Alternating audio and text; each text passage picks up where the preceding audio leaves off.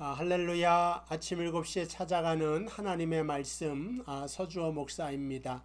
오늘은 여호수아서 19장 1절에서 9절까지 말씀입니다. 주일날은 레위 자손의 기업에 대한 말씀을 드렸고, 오늘은 시므온 자손의 기업에 대한 말씀을 드리려고 합니다. 그래서 19장 1절에 보니까 시므온 곧 시므온 자손의 지파를 위하여 그들의 가족대로 제비를 뽑았으니 그들의 기업은 유다 자손의 기업 중 에서라. 그들이 받은 기업은 하면서 시므온 자손의 그 기업들이 나오는데 유다 자손의 기업 중에서 나온다고 그렇게 나와 있습니다. 그래서 9절에도 보니까 시므온 자손의 이 기업은 유다 자손의 기업 중에서 취하였으니 이는 유다 자손의 분깃이 자기들에게 너무 많으므로 시므온 자손이 자기의 기업을 그들의 기업 중에서 받음이었더라. 그러니까는 야곱이라고 하는 아버지가 시므온과 레위는 너무 아버지에게는 그 망나니 같은 자식이고 말썽만 일으키니까 마지막 죽으면서도 그 유업으로 흩어지고 나누어서 살아라, 그런 말씀을 하고 돌아가십니다. 어떻게 아버지가 그럴 수 있냐, 어떻게 저주를 하고 돌아가실 수 있느냐, 이런 말씀을 할 수 있을지 몰라도 야곱에게는 사실은 이렇게 흩어놔야지 이들이 문제없이 살아갈 것이라는 것을 알기 때문에 아버지로서 아마 이런 말을 하지 않았나. 왜냐하면 모였다 하면 싸울 생각만 하고 죽일 생각만 하기 때문에 내가 너희들의 기질을 아는데 너희는 모여서 살지 말고 흩어져서 살아라. 그런데 주일날 제가 레위 자손은 이러한 아버지의 말을 듣고도 막 살지 않습니다. 민수기에 나와 있는 것처럼 모세의 기도에서도 모세의 유언에서도 레위는 참 경건한 사람이다. 그래서 둠빔과 우림을 그에게 맡기는 것이 그에게 복이 될 것이다 하면서 제사장으로 세워지는 역사가 나타나고, 이스라엘의 각 지파 중에 성을 48개 잡아서 그것도 목초지가 있는 곳으로 해서 레위 자손이 크게 하나님께 은혜를 입습니다. 근데 반면에 그 시므온은 레위에 비해서 똑같은 아버지의 똑같은 말을 들었지만 정말로 이 사람들은 흩어져서 지내고 또 인구도 더 줄어들게 되고 그렇게 살아간단 말입니다. 그래서 오늘 그 얘기를 좀 잠깐 해보려고 합니다. 일단 1절에 보니까 시므온 지파는 땅을 분배받았는데 유다 지파가 다 개척해 놓고 점령해 놓은 땅을 분배받으니까 어떤 입장에서는 야 좋겠다, 점령하지도 않고 싸우지도 않고 그냥 땅을 유다 지파한테 받았구나. 근데 이게 좋은 게 아니라 유다 지파한테 이렇게 받아서 거의 얹혀 살고 새빵살이 하는 그런 위치가 되었다고 하는 것입니다. 저도 새들어 있지만 주인이 뭐 집세를 올려달라 그러면 어떡하나 라든가 뭔가 하여간 눈치를 보면서 사는 것이 새들어 사는 사람의 입장 아니겠습니까? 그러니까 시므온 지파의 매일같이 삶이 유대 지파에서 이렇게 좀 도움을 받으면서 사는 게 당당하지 못하고 한 지파로서 참 처량하게 되었다, 그렇게 생각할 수가 있습니다.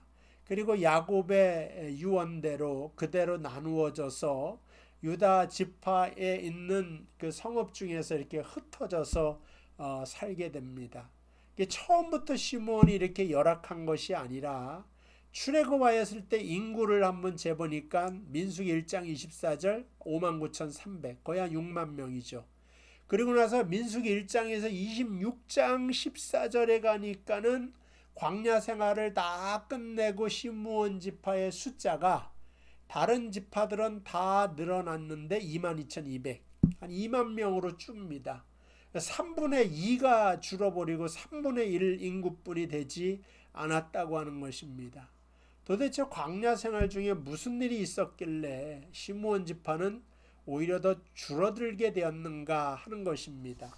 그리고 이제 유다 지파의 도움만 받으면서 살 수밖에 없었는가. 민수기 25장에 보면 이스라엘 백성이 시딤에 머물었을 때 이스라엘이 모압 여자들과 음행을 저지르고 그뿐만 아니라 그들이 섬기는 바알에게 절하고 또 우상을 섬깁니다. 하나님이 진노해서 전염병이 돌게 되는데 그 전염병으로 죽은 사람이 24,000명. 그리고 하나님의 진노를 이 진노의 문제를 해결하기 위하여서 그 죄 지은 자 중에 가장 책임 있는 자를 처단하려고 하다 보니까 그때 시므온 지파의 족장, 지도자죠. 그 사람이 뽑히게 되어서 그만 죽음을 당하게 됩니다. 그래서 그 죄에 대한 영향력이 자손에게 계속적으로 연결되어서 시므온 지파는 나중에 광야 생활이 다 끝났을 때는 유다 지파의 새빵살이 하면서 흩어져 지내는 그런 별 볼 일 없는 지파가 되고, 신명기 33장 모세의 축복에서는 아예 그 시므온 지파의 명단도 빠져버리고 제외가 되는 것을 알 수가 있습니다. 여기서 보면 야곱 아버지에게 똑같은 유언을 들었지만 레위는 오히려 그것을 통하여 내가 잘못했고 더 열심히 더 신앙적으로 굳세게 하나님을 의지하면서 경건한 사람이 되어 제사장으로 살아가지만, 시므온은 유다 지파의 보호 속에 그냥 새빵살이로 지내는 별 볼 일 없는 그러한 지파가 되었다고 하는 것입니다. 그러니까 오늘 이 시간 나의 상황보다도 그 상황 속에서 내가 하나님을 붙잡고 어떻게 내 운명을 개척해 나가느냐, 이것이 더 중요하다. 오히려 지금의 그 불리한 상황을 통하여서 내가 더 앞서갈 수 있는 그러한 은혜도 가능하다고 하는 사실을 우리는 시므온 레위를 통하여서 알게 됩니다. 그러니까 유다를 생각해 보면 유다가 왜 그 시므온을 받아주었을까? 물론 같은 레와 엄마가 같아요.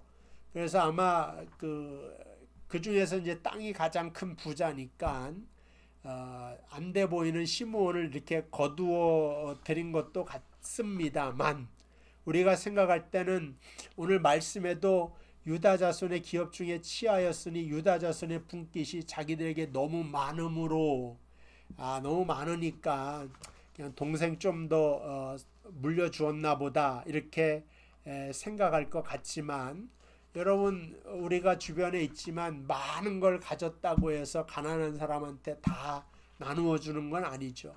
부자라고 다 나누어 주는 건 아닙니다. 도네이션 할 줄 아는 사람만이 도네이션 하는 거지, 가난해도 도네이션 하는 사람은 도네이션 하지만 부자라고 해도 돈이 많아도 그렇게 인심을 쓰지 못하는 사람이 많은 것을 알게 됩니다. 유다 지파를 보면 이 갈렙이 참 대단하다. 유다 지파가 참 복받는 일을 하게 되는구나 하는 그런 생각을 갖습니다. 부익부 빈익빈이라고 유다 지파는 뭐 가면 갈수록 더 부유해지니까 이러한 일을 통하여서 하나님께 더 큰 은혜를 받는 것이 아닌가 하는 그런 생각이 듭니다.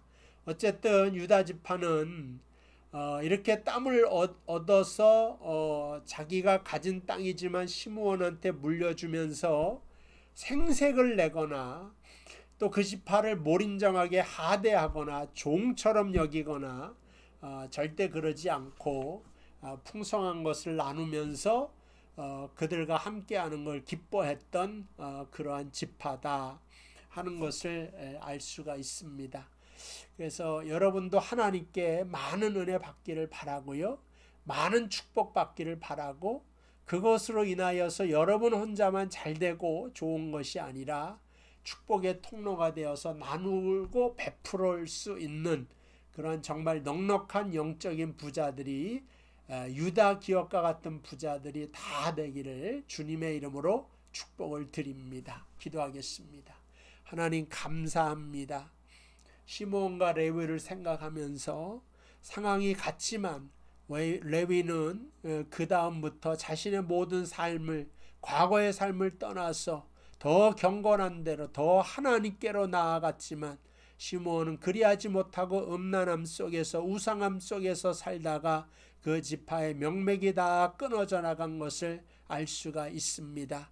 하나님 아버지, 우리가 더 정말로 지금 혹시 잘못하고 죄를 저질렀을지어도 여기서 무너지고 넘어지는 것이 아니라 다시 일어나서 주께로 나아올 수 있는 저희들 되게 하여 주시고, 오히려 더 커다란 축복을 받아서 유다 지파와 같이 베풀 수 있는, 넉넉하게 나누어 줄 수 있는 그러한 놀라운 은혜가 이 말씀을 듣는 우리 모든 명성교회 성도들 가운데 넘치게 하여 주시옵소서. 예수님의 이름으로 기도하옵나이다. 아멘. 내일 이 시간 또 뵙도록 하겠습니다. 오늘도 주님 안에서 승리하시길 바랍니다.